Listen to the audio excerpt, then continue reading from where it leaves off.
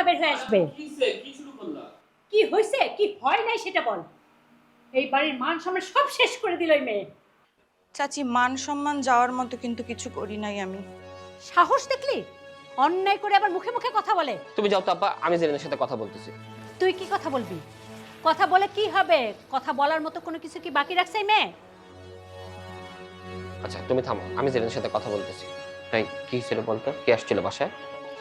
আমার ভার্সিটির একটা ছেলে আসছিল, কিন্তু বিশ্বাস করো মামা, তার সাথে আমার কোনো সম্পর্ক নাই। সম্পর্ক না থাকলে ভার্সিটির একটা ছেলে বাড়ি পর্যন্ত চলে আসে আর তুই তার সাথে গিয়ে রাস্তায় কথা বলিস? হ্যাঁ, কথা বলার কি সিঁড়ি! বাড়ির মান সম্মান কিচ্ছু রাখলো না, রাস্তার মাঝখানে দাঁড়ায় দুইজনে মিলে চিৎকার চেঁচামেচি করছিল। জেরিন, আপা যা বলছে সব সত্যি? ভার্সিটির একটা ছেলে যদি বাড়ি পর্যন্ত চলে আসে, আমার কি করার? তুই আর কি করবি? করার তো কিছু বাকি রাখছিস বলে আমার মনে হয় না। তা নাহলে ওই ছেলের এত বড় সাহস কি করে হয়? আমার তো মনে হয় না ওই ছেলে ভদ্র ঘরের কোনো ছেলে।